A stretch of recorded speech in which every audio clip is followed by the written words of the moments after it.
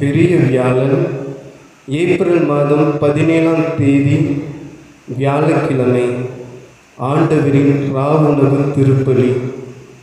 நற்செய்தி வாசகம். புனித யோவான் எழுதிய நற்செய்தியிலிருந்து வாசகம்.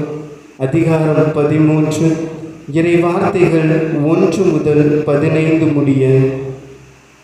பாஸ்கா விழா தொடங்கவிருந்தது. தாம் இவ்வுலகை விட்டு தந்தையிடம் செல்வதற்கான நேரம் வந்துவிட்டது என்பதை இயேசு அறிந்திருந்தார். உலகில் வாழ்ந்த தமக்குரியோர் மேல் அன்பு கொண்டிருந்த அவர் அவர்கள் மேல் இறுதி வரையும் அன்பு செலுத்தினார். இயேசுவை காட்டிக் கொடுக்கும் எண்ணத்தை அழகை சீமோனின் மகனாகிய யூதாஸ் இஸ்காரியத்தின் உள்ளத்தில் எழச் செய்திருந்தது.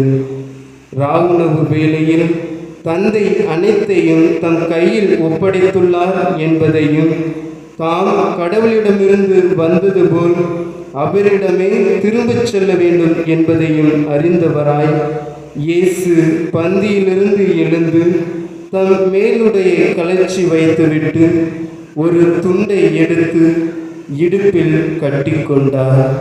பின்னர் ஒரு குவளையில் தண்ணீர் எடுத்து சீடர்களுடைய காலடிகளை கழுவி இடுப்பில் கட்டியிருந்த துண்டால் துடைக்கத் தொடங்கினார்.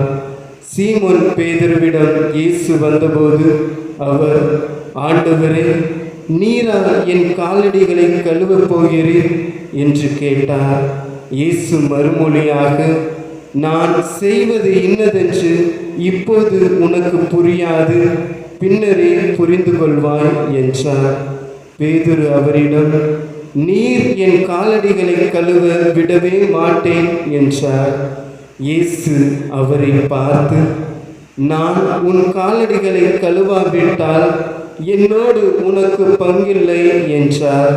அப்போது சீமோன் பேதுரு, அப்படியானால் ஆண்டவரே, என் காலடிகளை மட்டுமல்ல என் கைகளையும் தலையையும் கூட கழுவும் என்றார். இயேசு அவரிடம், குளித்து விட்டவர் தம் காலடிகளை மட்டும் கழுவினால் போதும், அவர் தூய்மையாகிவிடுவார். நீங்களும் தூய்மையாய் இருக்கிறீர்கள், ஆனாலும் அனைவரும் தூய்மையாய் இல்லை என்றார்.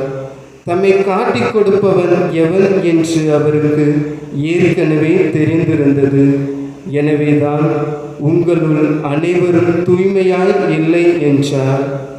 அவருடைய காலடிகளை கழுவிய பின் இயேசு தம் மேலுடையை அணிந்து கொண்டு மீண்டும் பந்தியில் அமர்ந்து அவர்களிடம் கூறியது, நான் உங்களுக்கு செய்தது என்னவென்று உங்களுக்கு புரிந்ததா?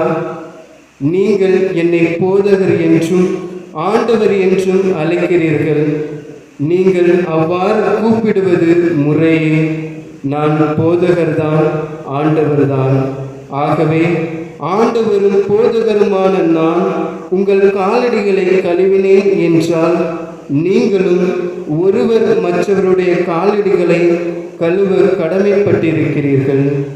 நான் செய்தது போல நீங்களும் செய்யுமாறு நான் உங்களுக்கு முன்மாதிரி காட்டினேன்.